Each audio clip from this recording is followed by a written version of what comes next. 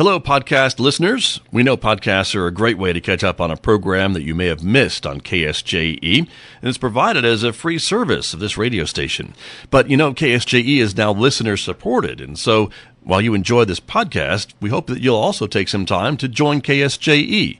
Become a member today. It's quite easy to do. Just go to our website at ksje.com/support and pick the level of support that best matches your budget. Thanks again for listening. Here's your podcast.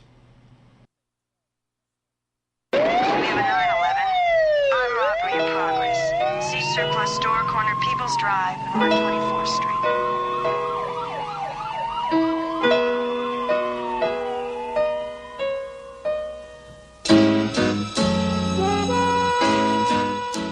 Welcome to the Cop Shop with FPD. I'm Georgia Allen. I'm the Public Information Officer for the Farmington Police Department, and I am hosting alone this morning. Chief is out doing, I don't know, whatever the chief's busy schedule's got him doing today. So I am here with my guest, Judge Sarah Weaver. Thanks for coming in today. Thank you so much for inviting me. I'm really excited to be here. I appreciate you coming in. So I had the opportunity to listen to you speak at a Redcoats meeting, I think it was earlier this month. And so I liked some of the information that you shared with the group about the different types of cases and what courts they're held in, and people were really engaged. They had a lot of questions, and so I thought, oh, wow, they've got a lot of questions. I'm sure, our listeners have those same questions, so a lot of people, So could you start out with that, sharing, you used a description kind of to go through, district court judge and magistrate court judge. Sure thing. Absolutely. So the way that I picture it is you've got your first court, you've got municipal court, which can only sentence up to a certain amount of time in jail. And then you have magistrate court, which is over that, which can only sentence up to 364 days in jail. And then over that, you have district court, which can sentence someone up to life in prison. And then over that, and I kind of picture it like a little umbrella, a bigger umbrella, bigger umbrella. Sure. Then over district court, you have the Court of Appeals, and it's their job to review what we've done in district court and tell us where we've done well or where we've done poorly. And then over that, you have the New Mexico Supreme Court, who tells the Court of Appeals where they've done well or where they've done poorly. There's some cases that do go directly from district court to the Supreme Court. Then they make a decision. And then over that, you have the federal 10th Circuit. Then over that, you have the U.S. Supreme Court. Okay. So it's a bunch, starting with a little umbrella, working your way up. Sure. And then some cases, so like with a felony, say it starts in magistrate court, correct? Yes. And that's with preliminary hearing, correct? It is. It's with the first appearance, and it's with a preliminary hearing. In a preliminary hearing, you look at two things. It's a determination of probable cause, which means basically, is it more likely than not that the defendant did it and that it was him that committed the crime? So the standard, it's called the burden of proof. Mm-hmm. The standard is very different. If the judge finds probable cause, then it gets bound over to district court. And then in district court, you start again with an arraignment and then a pretrial conference and then a jury trial, or if anywhere along the way the defendant chooses to enter a plea, then that's done. Okay. So what's the difference? Because here we don't have the grand jury. So the prelim is in place of that. Is that correct? Some places have the grand jury. That is correct. Okay. That is correct. And we used to have a grand jury here many, many moons ago, in I believe 98, 99. The grand jury is also a determination of probable cause, and if they find it, then they issue what's called an indictment. Okay. When there's a preliminary hearing and probable cause is found, then a criminal information is entered. There's a lot of legal names that can be really, really confusing. Sure. So for me, when I learned it, I just used the jail time to kind of discern the different levels of court. And what it means is these courts have different jurisdiction over you. And what jurisdiction means is it means power over the person. Okay. So if you're charged with a felony that can send you to prison for 10 years, you're not going to be heard in municipal court. Sure. Make sense? So those are little minor things. The traffic, I think they do shoplifting there, some other, I think battery, I think you can charge in a municipal court, and some kind of pretty minor stuff, right? DUI, things like that. Oh yeah, DUI. So now is it only a first DUI that you can send through municipal court? So municipal court, this is where it can get a little more confusing. Municipal court and magistrate court can have what's called concurrent jurisdiction, meaning they can hear cases at the same time. And for instance, in Farmington, in Aztec, and Bloomfield, it is the choice of the police department where they want to file their DWIs. If you're looking at someone who's facing a year from their DUI, you can't file in municipal court. You have to file in magistrate court because it's up to 364 days. Okay. All right, that makes sense. So, I know, sure? Right? No, I'm trying. I got it. I got it down. I know. Having worked as an advocate before, of course, I had to kind of learn all that because the domestic violence cases and sexual assaults and stuff. But I know it was very confusing for people. And another area that was confusing is they would have, a lot of times victims would file an order of protection or restraining order. And so a lot of times they'd go to court for that and think somehow it had to do with the criminal case as well. Does that make sense? And it was kind of a separate piece.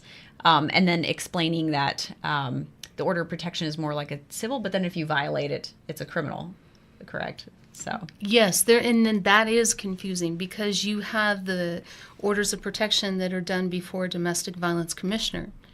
Now, the basis of those order of protections can be criminal, which is basically a different system, for lack of a better word, and that's one of the ones that start and stay in magistrate or magistrate to district court. But then you have the DV order, which is commonly called, or order of protection, operating separately. And then if you want to make it a little more confusing, if people are filing for a divorce or custody action because of the criminal action, then you have the criminal, you have the DV, and you have a DM, which is the code for a domestic matter. So you potentially could have 3 different things going in 3 different courtrooms.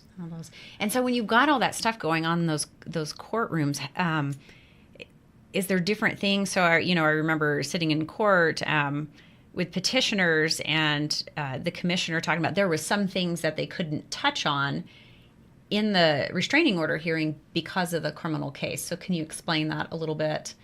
The testimony and stuff that they would hear, there was like an issue. So if there was still a criminal case that was being heard in magistrate court or district court or wherever, there was stuff I know that it was limited to what she would hear or whatever, because does it affect the other case somehow or? Absolutely. Okay. The Fifth Amendment of the Constitution, you have a right against self-incrimination, which means in that criminal court, the state has the burden of proving you guilty. Because we are Americans, you can go into a criminal court and not say a word. The state has the burden of proving you guilty. If you choose to open your mouth, then in some situations you may be waiving your Fifth Amendment right. So think about the criminal case over here, and then we have the domestic violence case. If the basis of the domestic violence charges are the criminal actions, if the person wants to talk about it in the domestic violence case or the order for protection, it can be used against them in the criminal case. So what you see is judges or commissioners saying, you know what, you have a Fifth Amendment right. I am not going to question you about this. It needs to be protected, because I know sometimes people can be very frustrated with judges, but we have a lot of rules we have to follow, and the big one is the Constitution. So we need to make sure that the people who appear in front of us, that their rights are protected. And there's rights on both sides. There's victims' rights and there's defendants' rights. Sure, absolutely, yeah. I know, talking about that, it gets frustrating. You see, in the day and age of social media, everybody has their opinion out there in a lot of cases, and some of the ones, like the compound down in, was it Taos? I think that was happening. There was a lot about that, like, why did this judge do this, and why did they let them out? But there's those rules, right? And you guys can't change the rules. You can't. It's a really hard situation. I can't talk about a particular case under the rules of judicial conduct.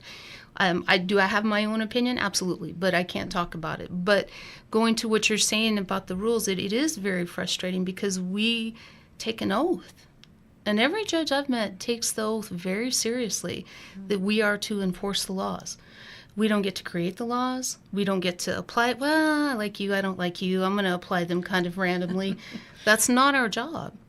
And it's not an easy job at times. Sometimes it's hard and sometimes tough stuff happens. So there will be decisions that some people will not understand. I feel like it's part of my job as a judge to make sure that everyone in my courtroom understands why I'm deciding the way I'm deciding, and those are called findings. Sure. So I do try to take the time to explain it. I mean, at the end of the day, I took this job because I wanted to serve the community, and I think that's part of serving the community is making sure that they understand, I may not agree with you, sir or ma'am, this is the reason I didn't. And then they have remedies. If they don't like what I did, they have remedies, which is a method to try to get me to reconsider or someone else to. Sure. Okay. So can you share some of, we were talking before we went on the air about some of the juvenile cases you guys hear and how that works, because that's a different type of court It and is. the system then, and kind of even more confusing than the adult system. It is. There's, as I stated, we have that criminal, we have the domestic violence, we have the domestic matters, and then we have a couple of different type of juvenile cases. We have what's called a JQ case, which is sequestered where CYFD is involved, and then we have what's called a JR case, which is where a juvenile is charged with a criminal. Judge Marsh is a fellow judge of mine. We split that caseload and we deal with different things. So I will hear those, and I also handle part of what's called the specialty programs for the court, and it's drug and wellness court is what I deal with. Okay. And is there a certain type of case that you like hearing over others, where you feel you're making a bigger impact, I guess, particular types of cases, whether it's the kid stuff, the adults? That's a really good question. I really like the juvenile cases because a lot of the juvenile cases you see parents who are in tough situations and maybe they haven't passed on the best advice or guidance, or maybe they don't know how to parent these juveniles. Now, these juveniles are in trouble. And under the Children's Code, it's different than the Adult Code. Our mandate is to do what's in the best interest of the child. That is different than when you commit an adult crime, you are held accountable through your sentence. So with that difference, we are able to provide services to the families, and not the court, but I'm able to order the services to be provided, where maybe a parent needs a parenting class. Maybe they need an assessment. One thing we've done over the past few months, which is pretty cool, we've started in conjunction with the Sheriff's Office and Juvenile Probation a Social Media 101 class. Oh, nice. A lot of parents don't know how to monitor their child's usage on the internet. Sure. And so there's so many of them right now. There's so many platforms. Huge. It's not just a phone. I mean, and there's so many apps, and the apps are hidden. So what we're doing is we're mandating these parents go to these classes and they learn, and they take a little bit of the power back and the control back from the kids. And we try to make it a little light about it, but the kids don't like it. They don't like their parents having that education. And they have their little codes, how they say stuff on there, and it's okay. They do, and this way the parents are able to monitor them, because what happens sometimes when families are struggling, either financially, because of their history, or for whatever reason, is there's a power shift where the kid kind of becomes in charge of the parent, or the kid is doing their own. So I feel like in the juvenile court, and this is my personal passion, I feel like we can make a real difference. We don't all the time, and I'm certainly not perfect. I try my best to do the best job I can every day. Sometimes we miss the mark, but man, Georgette, when we hit the mark and we help a kid and you see the difference in that child, you see them come into court with their shoulders back and their head up and looking you in the eyes, and they're proud of themselves. Mm-hmm. And a lot of these kids aren't told that they matter. A lot of these kids aren't told that they're important. A lot of these kids don't understand when you make a bad choice, there's a bad consequence. But when you make a good choice, there's a good consequence. Sure.